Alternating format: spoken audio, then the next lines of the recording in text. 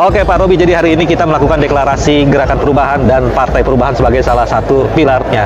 Ya, saya melihat ini adalah sebuah inisiatif civil society yang berasal dari rakyat yang sangat perlu kita dukung. Karena apa? Karena ini tumbuh dari rakyat dan ini tujuannya pastinya sangat baik, yaitu Gerakan Perubahan. Nah, seperti kita ketahui, perubahan dulunya ikonnya sampai sekarang memang pernah disampaikan oleh capres yang lalu, yaitu pasangan Amin. Tentu saja yang menjadi pemimpin dan kami terus hormat dan kami terus ikuti adalah Pak Anies Rashid Baswedan. Salam Indonesia Maju, Indonesia Emas 2045. Salam Prabowo Gibran. Perubahan yang diusung oleh Partai Perubahan memang tampaknya lebih terfokus pada kritik terhadap pemerintahan selama 1 dekade terakhir di bawah Presiden Jokowi, terutama dari sisi kebijakan dan pendekatan politik. Ini berbeda dengan perubahan fundamental yang dibutuhkan negara secara keseluruhan, yang biasanya mencakup perbaikan sistemik dan jangka panjang di berbagai sektor, seperti pemberantasan korupsi, peningkatan tata kelola, dan kesejahteraan sosial. Deklarasi Partai Perubahan pada Hari Pahlawan bisa dilihat sebagai upaya simbolis untuk mengaitkan semangat kepahlawanan dengan visi dan misi partai tersebut. Dalam konteks politik Indonesia, memilih tanggal 10 November dapat memberi kesan kuat bahwa partai ini ingin membawa perubahan yang patriotik dan memiliki semangat perjuangan yang sejalan dengan cita-cita bangsa. Partai Perubahan adalah partai politik baru yang dibentuk pada tahun 2024 sebagai hasil inisiatif para relawan yang awalnya mendukung pasangan Anies Baswedan Muhaimin Iskandar dalam Pilpres 2024. Meski begitu, Anies Baswedan sendiri telah menegaskan bahwa ia tidak terlibat dalam pembentukan atau operasional partai ini. Pernyataan dari juru bicara Anies menyebutkan bahwa partai ini bukanlah hasil inisiatif langsung Anies, dan segala aktivitas atau dukungan yang dilakukan oleh Partai Perubahan tidak terkait langsung dengan dirinya. Partai ini muncul di tengah momentum Hari Pahlawan, yang mencerminkan semangat perubahan yang ingin dibawa oleh pendukungnya. Para relawan melihat Anies sebagai sosok yang menginspirasi berdirinya gerakan ini, meskipun ia memilih untuk tidak terlibat. Munculnya Partai Perubahan juga menjadi salah satu respons dari para pendukung yang ingin melihat kesinambungan visi perubahan, terutama setelah Anies tidak berhasil maju dalam Pilpres 2024. Partai Perubahan di Indonesia lahir dari semangat perubahan dengan tujuan utama untuk meningkatkan kesejahteraan masyarakat melalui perbaikan di berbagai bidang, terutama politik, sosial, dan ekonomi. Partai ini memiliki visi untuk menjadi partai yang mengedepankan pelayanan yang inklusif dalam kehidupan beragama, berbangsa, dan bernegara. Pokok usungannya mencakup 5 pilar utama. 1. Perubahan politik melalui pembentukan Partai Perubahan, yang bertujuan memperbaiki sistem dan praktik politik. 2. Perubahan sosial kemasyarakatan yang didukung oleh Ormas Gerakan Perubahan. 3. Perubahan ekonomi dengan membentuk koperasi untuk mendukung pendapatan masyarakat. 4. Perubahan di pendidikan dan kesehatan, yang dilaksanakan oleh yayasan yang fokus pada humaniora. 5. Perubahan kepemimpinan daerah untuk meningkatkan kinerja pemimpin lokal. Partai ini juga menekankan pentingnya menghindari praktik korupsi, kolusi, dan nepotisme, serta berkomitmen pada nilai-nilai demokrasi dan keadilan. Strategi Partai Perubahan mencakup kemitraan yang kuat dan keterbukaan dalam menjalankan fungsi kaderisasi, dengan harapan dapat mencetak pemimpin yang berkualitas untuk membawa Indonesia menuju perubahan yang lebih baik. Visi Partai Perubahan adalah menjadi partai yang terdepan dalam memberikan pelayanan yang menyeluruh bagi masyarakat dalam aspek kehidupan beragama, berbangsa, dan bernegara. Partai ini berkomitmen untuk mewujudkan perubahan positif di Indonesia, dengan tujuan menjadikan partai yang dapat menjembatani kebutuhan rakyat secara adil dan demokratis. Partai Perubahan menekankan penguatan solidaritas, integritas, dan profesionalitas, serta berupaya mencetak pemimpin bangsa yang berakhlak mulia, bertakwa, dan beriman. Partai ini ingin hadir sebagai kekuatan politik yang mampu membangun kemitraan strategis, menjunjung kesetaraan dan kesejahteraan, serta menjadi pilar dalam menghindari korupsi, kolusi, dan nepotisme. Partai Perubahan hadir dengan niat membawa pembaruan dalam dunia politik Indonesia, terutama melalui semangat pemberantasan korupsi, kolusi, dan nepotisme, serta mendorong keterbukaan dan keadilan dalam pemerintahan. Partai ini didirikan oleh sejumlah relawan yang awalnya mendukung pasangan Anies Baswedan dan Muhaimin Iskandar pada Pilpres 2024 dan merespon kebutuhan untuk menciptakan partai yang fokus pada perubahan signifikan, khususnya untuk kepentingan masyarakat luas. Meski begitu, terdapat persepsi di masyarakat bahwa beberapa anggota partai ini berangkat dari rasa ketidakpuasan terhadap pemerintah saat ini, mengingat para pendirinya adalah relawan dari kubu yang tidak memenangkan pemilu.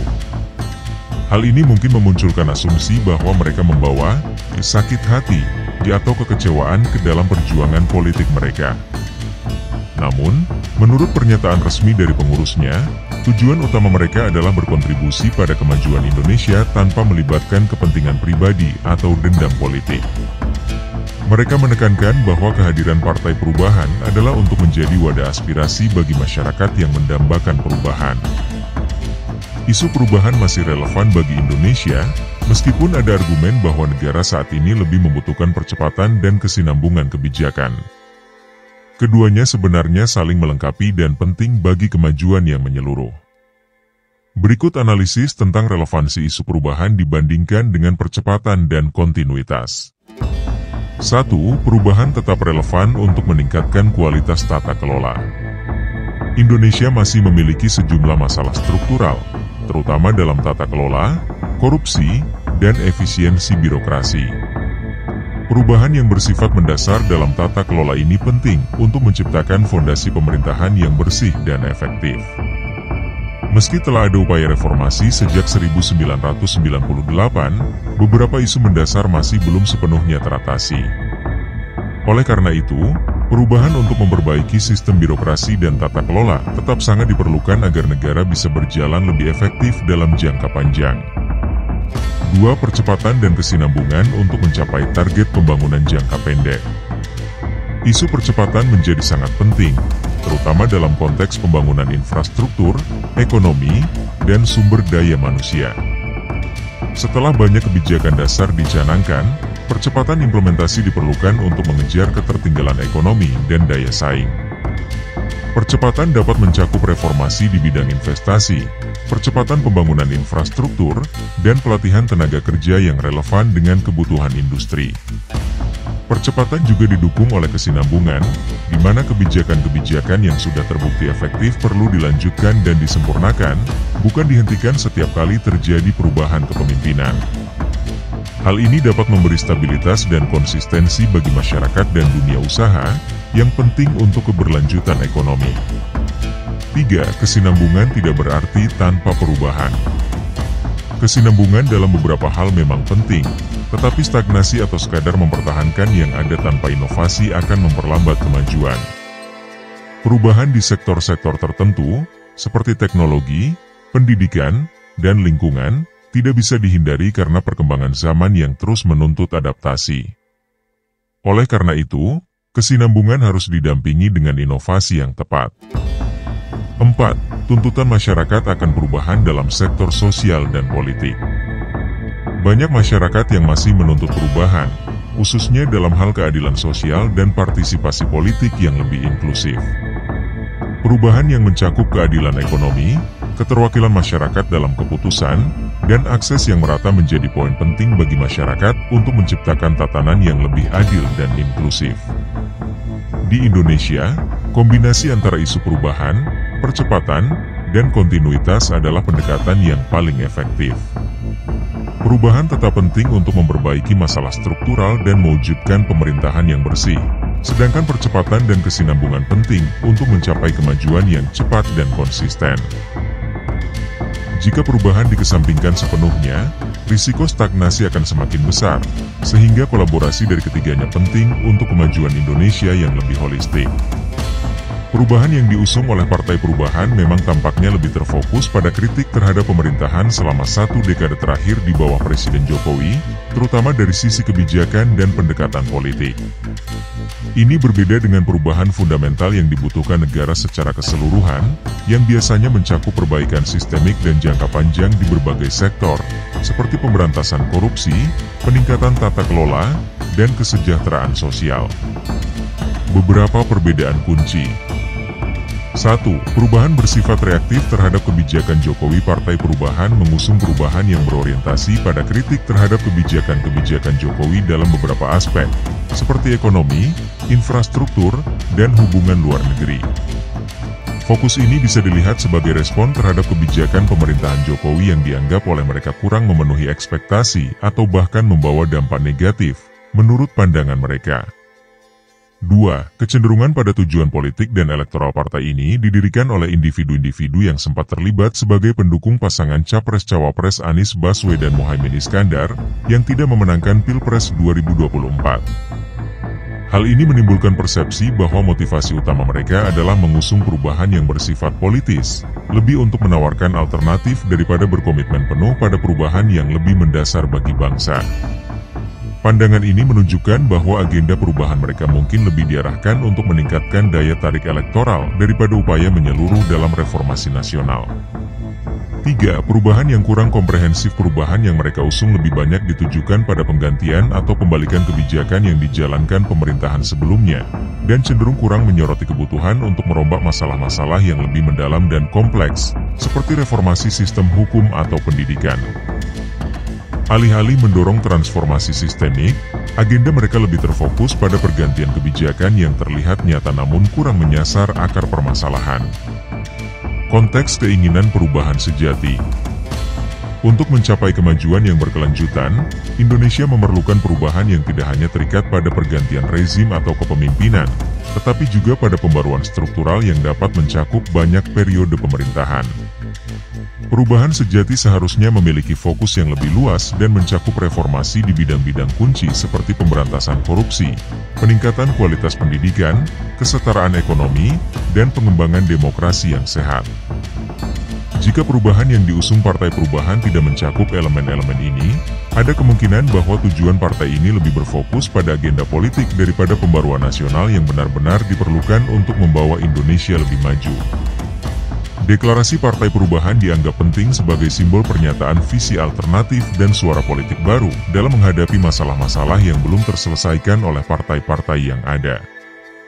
Urgensi deklarasi ini berasal dari beberapa alasan kunci.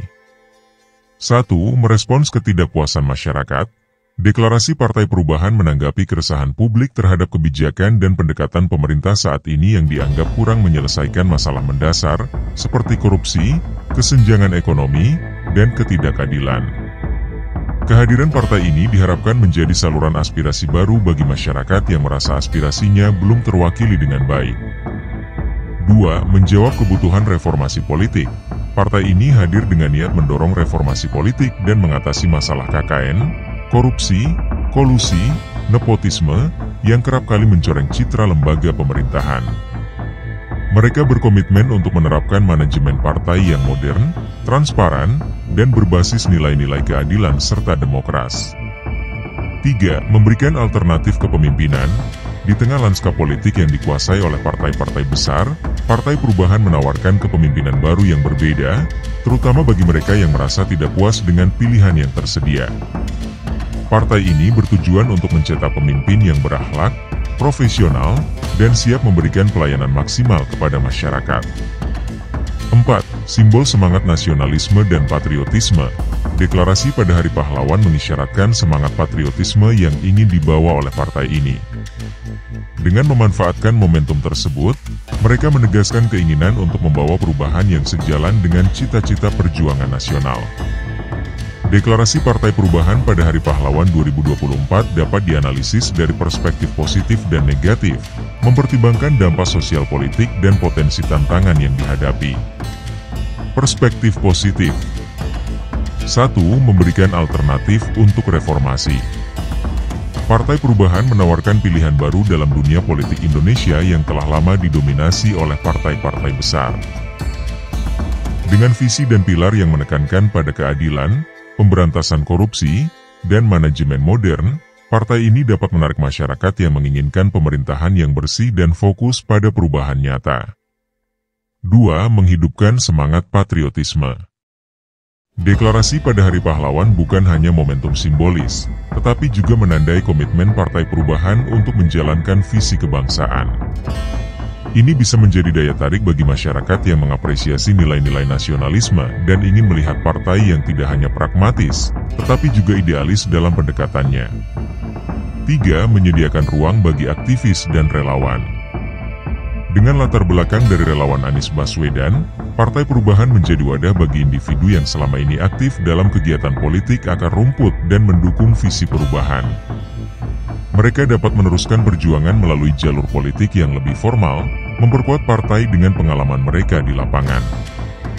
4. Merespons ketidakpuasan publik terhadap status quo. Banyak masyarakat merasa kecewa dengan kondisi politik saat ini, terutama terkait dengan kasus KKN, korupsi, kolusi, nepotisme, dan kebijakan ekonomi yang dinilai tidak merata. Kehadiran Partai Perubahan dapat menjadi saluran bagi suara-suara ketidakpuasan yang selama ini tidak tersalurkan dengan baik. Perspektif negatif. 1. Persepsi sebagai partai disakit hati. Partai ini diinisiasi oleh relawan dari kubu yang tidak berhasil dalam Pilpres 2024, yang bisa menimbulkan persepsi bahwa partai ini didirikan atas dasar kekecewaan atau disakit hati. Persepsi ini dapat mengurangi kepercayaan masyarakat pada partai dan mengganggu legitimasi Partai Perubahan sebagai entitas politik yang murni bertujuan untuk reformasi. 2. Tantangan dalam menarik dukungan massa.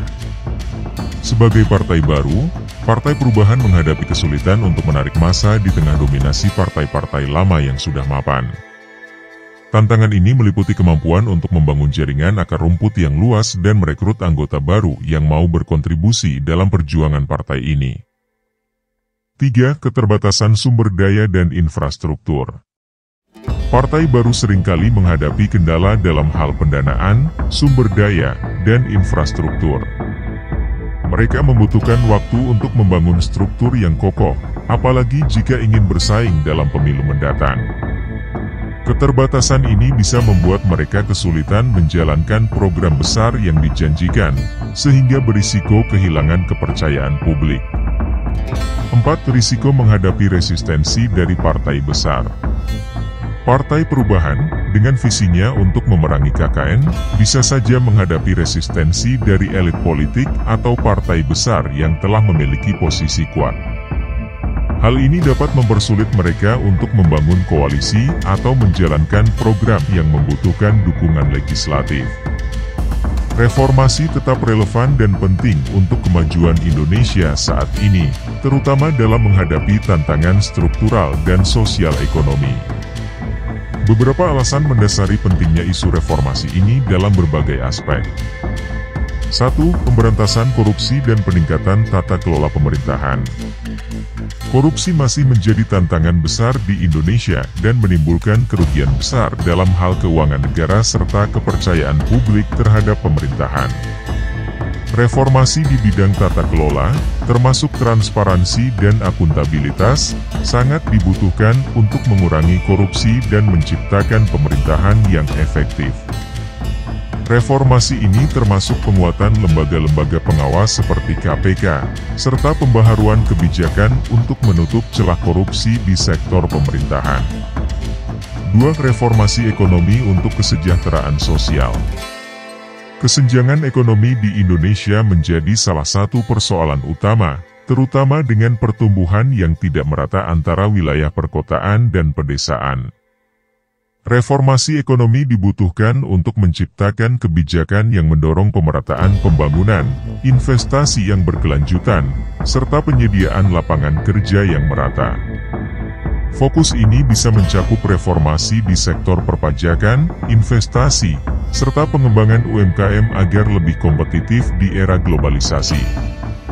3. Reformasi pendidikan dan sumber daya manusia. Untuk memajukan Indonesia, sistem pendidikan perlu direformasi agar sesuai dengan kebutuhan industri dan perkembangan teknologi global. Pendidikan yang lebih inklusif, keterampilan yang relevan dengan pasar kerja, serta dukungan dalam riset dan pengembangan adalah bagian penting dari reformasi yang dibutuhkan untuk mencetak tenaga kerja yang mampu bersaing secara global. 4. Penegakan hukum dan keadilan. Salah satu tuntutan reformasi yang belum sepenuhnya tercapai adalah penegakan hukum yang adil. Ada kebutuhan yang mendesak untuk memastikan sistem hukum yang tidak hanya mengutamakan hukum positif, tetapi juga keadilan substansial, di mana hukum bisa ditegakkan tanpa keberpihakan. Reformasi dalam penegakan hukum akan membantu menumbuhkan rasa kepercayaan masyarakat dan menstabilkan demokrasi di Indonesia. 5. Perbaikan demokrasi dan penguatan partisipasi masyarakat. Indonesia sebagai negara demokrasi perlu melanjutkan reformasi di sektor politik untuk memastikan partisipasi masyarakat dalam pemerintahan. Penguatan demokrasi dapat dilakukan melalui reformasi pemilu yang lebih transparan, pemberdayaan partai politik, dan penguatan masyarakat sipil. Hal ini juga mencakup reformasi terhadap aturan yang mengatur pemilu, untuk memastikan kompetisi politik yang sehat dan bebas dari politik uang serta praktik yang mencederai demokrasi. Dengan berbagai tantangan yang masih dihadapi, agenda reformasi tidak hanya tetap relevan, tetapi sangat dibutuhkan untuk mempercepat kemajuan Indonesia. Reformasi di berbagai bidang akan membantu Indonesia mencapai pemerintahan yang lebih bersih, pertumbuhan ekonomi yang lebih adil, dan masyarakat yang lebih sejahtera. Dari diskusi yang telah kita bahas, tampak bahwa konsep perubahan, percepatan, dan kontinuitas memiliki posisi yang sama penting dalam konteks pembangunan nasional Indonesia. Perubahan diperlukan untuk mengatasi persoalan struktural dan sistemik, terutama dalam tata kelola, keadilan, dan kesejahteraan sosial. Namun, percepatan dan kesinambungan juga memainkan peran kunci dalam mencapai hasil yang lebih nyata dan stabil bagi masyarakat. Partai Perubahan membawa visi yang berbasis pada kritik terhadap kebijakan masa lalu. Namun agar perubahan mereka lebih substansial, fokusnya harus melampaui pergantian kebijakan sesaat. Reformasi yang sejati membutuhkan komitmen jangka panjang untuk kebaikan bersama, bukan hanya untuk kepentingan politik atau elektoral. Secara keseluruhan, maju atau tidaknya bangsa ini akan sangat bergantung pada keseimbangan antara reformasi mendalam dan keberlanjutan kebijakan-kebijakan yang efektif. Dengan demikian, yang terpenting adalah membangun dasar kebijakan yang kuat, inklusif, dan benar-benar pro-rakyat untuk mewujudkan masa depan Indonesia yang berdaulat, adil, dan sejahtera. Isu perubahan, percepatan, dan kesinambungan menjadi topik yang selalu relevan dalam konteks kemajuan Indonesia. Meski Partai Perubahan mengusung agenda yang tampak sebagai respon terhadap pemerintahan sebelumnya, perubahan yang dibutuhkan Indonesia idealnya melampaui kepentingan politik jangka pendek dan berfokus pada reformasi struktural jangka panjang di berbagai sektor. Perubahan yang sejati seharusnya mendorong peningkatan kualitas tata kelola, mengatasi ketimpangan sosial ekonomi, dan menciptakan sistem politik yang bersih dan demokratis.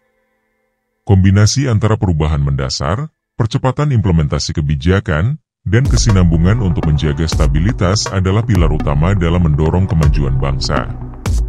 Tanpa komitmen yang tulus untuk mewujudkan perubahan tersebut, ambisi politik bisa saja berisiko menjadi agenda yang tidak membawa dampak signifikan bagi masyarakat.